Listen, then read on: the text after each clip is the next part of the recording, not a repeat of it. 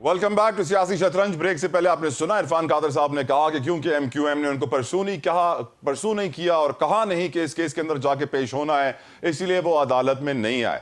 بڑی عجیب سی بات ہے کہ جب یہ ریویو پٹیشن نظر ثانی کی اپیلیں دائر کی گئیں تب سب کو اعتراضات نظر آ رہے تھے فیصلے میں, لیکن آج وہ اعتراضات غائب سے ہو گئے ہیں. صدیق جان, آپ کو یہ بات عجیب نہیں لگ رہی ہے کہ ایم کیو ایم نے اپنے وکیل کو کہا ہی نہیں پیش ہونے کے لیے؟ عرفان قادر صاحب نے ہمارے شو میں کہا, آپ نے بھی سنا. دیکھیں مسئلہ یہ ہے کہ عرفان قادر صاحب بڑے قابل احترام ہیں, لیکن میں ان کی اس بات سے اتفاق نہیں کرتا. چیف جسٹس پاکستان کے پاس ایک اتنا ہائی پروفائل کیس لگا ہوا ہے اور آپ وہاں پر آ ہی نہیں رہے. آپ آگے بتا دیں کہ مجھے ٹائم دیں, میری کلائنٹ سے بات نہیں ہوئی. دوسری بات یہ ہے کہ مجھے بتائیں یہ کوئی ہم کو پتھر کے دور میں رہ رہے ہیں کہ یہاں سے کوئی آپ نے محبت نامہ بھیجنا تھا, وہ ڈاکیہ جا کے خط پہنچاتا اور آپ کو پتہ ہی نہیں ہے کہ وہ خط پہنچا ہے نہیں پہنچا, چٹھی اس کو ملی ہے نہیں ملی, پھر وہ جوابی محبت نامے کا جواب بھیجے گا خط کی صورت میں اور پتہ نہیں آپ کو ملتا ہے نہیں ملتا. یہ تو کیا بات کر رہے ہیں آپ بھائی؟ ایم کیو ایم پاکستان سے آپ نے پوچھنا ہے, آپ ایک کو فون کریں گے نہیں ملے گا, دوسرے کو کر لیں گے, تیسرے کو کر لیں گے. آپ مجھے بتائیں, آپ یہاں بیٹھ کے روز پروگرام میں ایم کیو ایم والوں کو لیتے ہیں, 50 نمبر ہیں ایم کیو ایم والوں کے جو ان کے کوآرڈینیٹرز ہیں. اور عرفان قادر صاحب کے وکیل نے کیا کہا تھا؟ فون بند پڑے ہیں ان کے. ٹھیک ہے, ہاں انہوں نے کہا, ایڈوکیٹ آن ریکارڈ نے کہا کہ ان کے فون بند ہیں. دیکھیں مسئلہ یہ ہے کہ اب عرفان قادر صاحب کا سٹانس اب وہ نہیں رہا جو اس وقت حالات کے مطابق تھا, تو وہ شاید اس امبیرسمنٹ سے بچنے کے لیے کہ اب میں کس منہ سے ہوں کہ پہلے میں کہیں اور کھڑا تھا آج میں کہیں اور ہوں.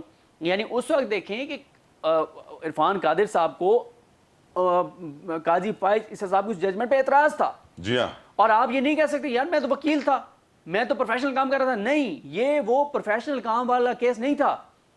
اس میں وہی وکیل آنا تھا جو اس سے نظریاتی طور پہ بھی اتفاق کرتا تھا کہ یار یہ چیز غلط ہے. تو یعنی صدیق اس طرح جو ہے شاہ صاحب کی بات کریکٹ سٹینڈ کرتی ہے کہ وکیلوں نے نظام عدل کو تباہ کیا ہے.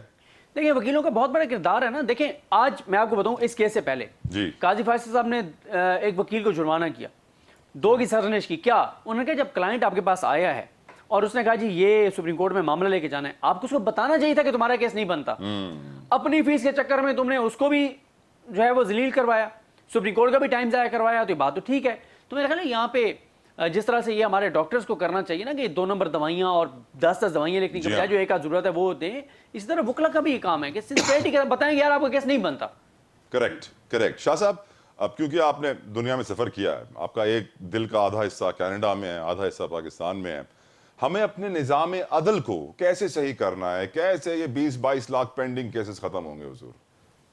اس میں میں یہ کہوں گا کہ ہمیں اسٹیٹ پہ جو ہے نا, ہمیں رول آف لا اور سپریمیسی آف اللہ, ہمیں اس کے اوپر یقین بالکل ایبسلوٹلی یقین کرنا چاہیے اور اس کے اوپر جو ہے وی شوڈ بی, ہمیں اس کے اوپر عمل کرنا چاہیے.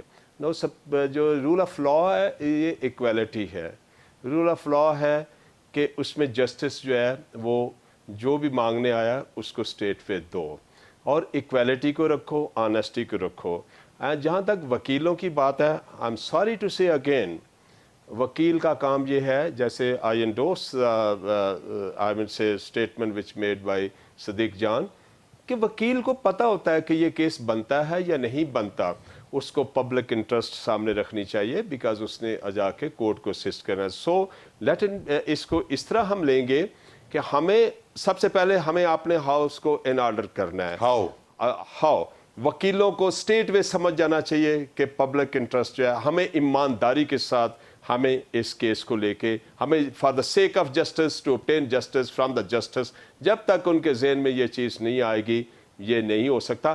اور یہ زیادہ دیر نہیں چل سکیں گے اس طرح. یہ وکیل جو اس طرح کر کے کر رہے ہیں, یہ پورے باقی وکلا کو جو ہے جو اپنے آپ کو کہتے ہیں ہم ان کے نمائندہ ہیں, ہم یہ ہیں وہ ہیں, نو, دا وکیل اندر سے کہیں گے sorry for that, you have done enough and enough is enough.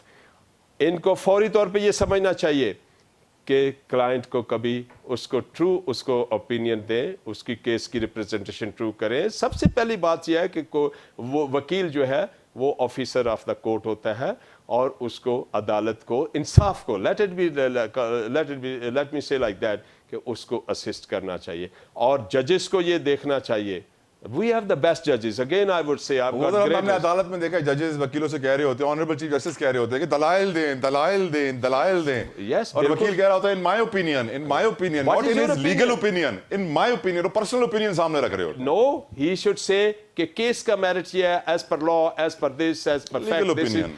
my opinion doesn't, इसकी कोई वैल्यू नहीं है लॉ के अंदर. Let it be. बड़े सीनियर वकील ये बात करते हैं my opinion.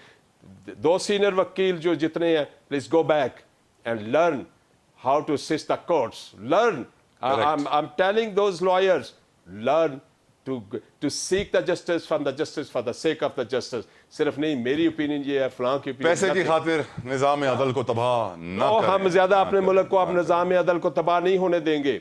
इंशाल्लाह हम बहुत हैं, लेट मी टेल यू, हम बहुत हैं, हम आगे आ रहे हैं, बड़ी यकीनन, जल्दी आगे आ रहे हैं. यकीनन। और सिंस काजी ईसा फायद साहब ने चीफ जस्टिस का रोल संभाला है, अब बहुत सारी उम्मीदें हर पाकिस्तानी की अदालत उस्मा से वाबस्ता हो गई हैं कि अब कुछ बड़ी तब्दीली आने वाली है, जुडिशल रिफॉर्म्स आने वाली है, क्योंकि हमने लाइव ब्रॉडकास्ट देखा प्रैक्टिस एंड प्रोसीजर एक्ट का, और बताया जा रहा है अगली समात पर भी चांसेस हैं कि उसे लाइव ब्रॉडकास्ट किया जाए। सिद्दीक अपडेट करें प्लीज। जी बिल्कुल, पायलट प्रोजेक्ट के तौर पर उसको किया गया था और तो हर समात इसकी लाइव होगी? देखें अभी इम्कानात हैं कि दोबारा भी इस केस की समात लाइव हो सकती है, और पहले भी समात लाइव हुई, और ये बहुत अहम केस है क्योंकि इससे बहुत से पॉलिटिकल शख्सियात के मामला जुड़े हुए हैं। क्योंकि अगर प्रैक्टिस एंड प्रोसीजर एक्ट बरकरार रहता है सुप्रीम कोर्ट से, तो फिर मियां नवाज शरीफ के पास जो है वो पनामा की जजमेंट के ऊपर अपील का ऑप्शन हो जाएगा। फिर वो अपील का ऑप्शन अवेल करेंगे और हो सकता है अपील में उनके हक में फैसला आ जाए। दूसरा इसमें फिर यह है कि बेंचों की तश्कील जो है वो चीफ जस्टिस अपने बाद जो दो जजेज हैं सीनियर, उनसे मुशावरत के साथ बनाएंगे। फिर 184(3) को भी रेगुलेट किया जाएगा। फिर 184(3) के केसेस में अपील का ऑप्शन जो है वो दिया जाएगा। फिर वकील चेंज कर, बहुत सारी चीज़ें हैं। तो ये केस है, लेकिन पहली जो समात थी इसकी 18 सितंबर को काजी साहब जो अब चीफ जस्टिस बने, और पहले दिन जो समात की थी उस दिन तो काजी साहब को अक्सरियत हासिल नहीं हो सकी थी। 15 में से आप ये कहें कि 8 जजेस की अक्सरियत उनके साथ नहीं थी, वरना वो इस जो स्टे है उसको वापस लेना चाहते थे, जो स्टे उमर बंदियाल साहब की सरबराही में 8 उन्नी बेंच ने दिया था। तो अब कितने जज उनसे इत्तफाक करते हैं, क्योंकि जजेस के सवाल बहुत इंपॉर्टेंट है जो पूरी कौम ने देखे कि रेट्रोस्पेक्टिव इसको आप कैसे कर सकते हैं, 1947 से आप इसको इंप्लीमेंट कैसे कर सकते हैं। तो आप एक नया डोरा बॉक्स खोल रहे हैं। तो ये बड़ा इंपॉर्टेंट केस है जिसके बड़े पाकिस्तान की अदालत, पाकिस्तान की सियासत में बड़े असरात होंगे। सिद्दीक जान साहब, आपका बेहद शुक्रगुजार हूँ, आपने कीमती वक्त हमारे लिए निकाला। अख्तर शाह साहब, thank you so very much for coming on our show.